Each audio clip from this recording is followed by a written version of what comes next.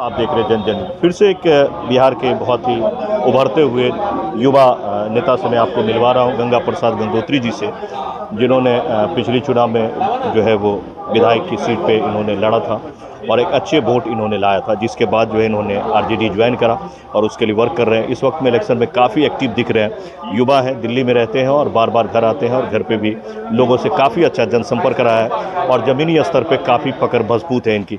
तो इस वक्त में कैसे क्या गंगोत्री जी चल रहा है, आप कैसे देख रहे हैं इस वक्त इस इलेक्शन में झंझारपुर की स्थिति पे बात करें अगर? पहले तो मैं आपका धन्यवाद करना चाहूँगा कि आपने जन जन न्यूज़ के माध्यम से झंझारपुर लोकसभा क्षेत्र के जो भी मतदातागण हैं उनके बीच मेरा आवाज़ पहुंचाने का आपने जो प्रयास किया है उसके लिए मैं आपको धन्यवाद देता हूं। आपने जो पूछा कि अभी झंझारपुर का लोकसभा का जो चुनाव प्रचार चल रहा है उसमें क्या कैसी स्थिति है। जो पिछला सांसद यहाँ रहा है जो 2019 में जनता ने जिसको अपार बहुमत के साथ जिताया था और आरजेडी ही से जो उम्मीदवार थे उनके खिलाफ ही उनको जनता ने जितवाया था अपार बहुमत के साथ। उनका जो क्षेत्र में जनताओं के साथ जो रवैया रहा है वो आप लोग भी जानते हैं, हम लोगों से ज़्यादा आपके जो मीडिया बंधु हैं वो जानते हैं, क्योंकि आप ही लोग उनका जाके इंटरव्यू किए थे, आप ही लोगों को किसी साथी ने किया था। तो उन्होंने बताया था कि जब हम जाते हैं जनता के बीच तो जनता चला जाते हैं भैंस चराने के लिए।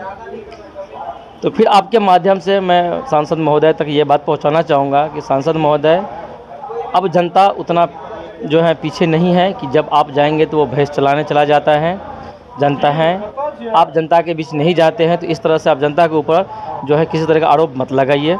और अगर आप ये आरोप लगाते हैं तो 1 मिनट के लिए अगर ये आरोप आपका हम सिद्ध मान लें तो मुझे लगता है 7 तारीख को भी सारे जनता आपके नज़र में तो भैंस चलाने के लिए चले जाएंगे।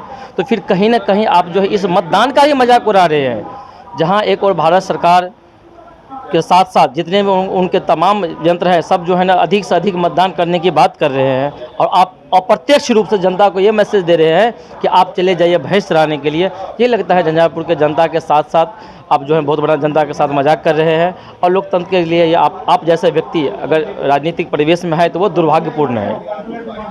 तो जैसा कि शुरू में वीआईपी की बात हुई थी, गंगोत्री जी की वीआईपी पार्टी जो है वो गुलाब यादव जी को टिकट दे रही है, उन्होंने कहा सिंबल भी मिल गए, उसके बाद उनसे लेकर इनको कन्वर्ट किया गया, इस पे क्या कहेंगे?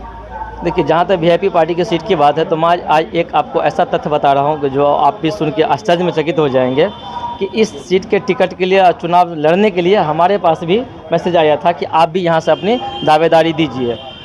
मैंने असक्षम जाहिर किया था कि मैं इस चीज़ के लिए अभी काबिल नहीं हूँ, मैं इतना बड़ा अभी चुनाव नहीं फाइट कर सकता हूँ। मेरी तैयारी विधानसभा स्तर की है और मैं विधानसभा ही लड़ना चाहता हूँ।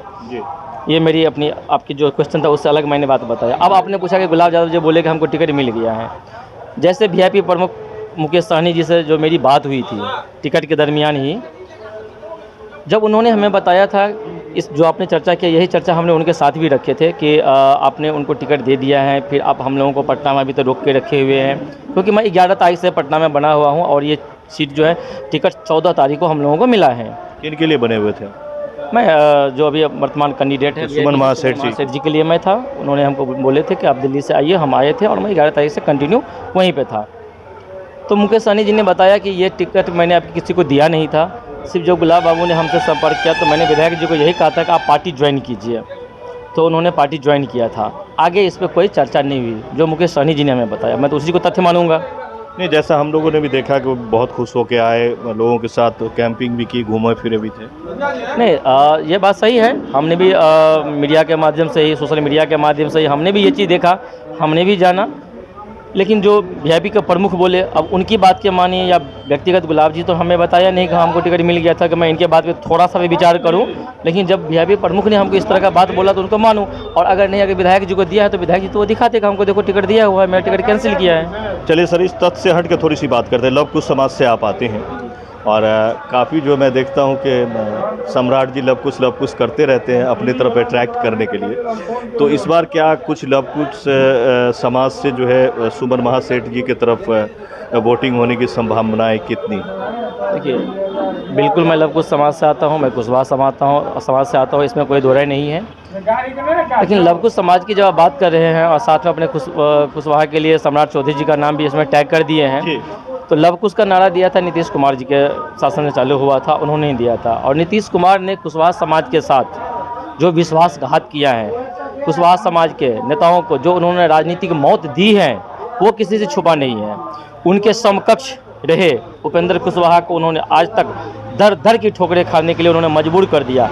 यहाँ तक कि इस बार के जो गठबंधन हुई है, जिसमें उपेंद्र कुशवाहा का पार्टी भी इस गठबंधन के साथ में, उनके प्रदेश अध्यक्ष को तोड़ के नीतीश कुमार जी ने उनको टिकट दिया है, उनको चुनाव लड़ा रहा है।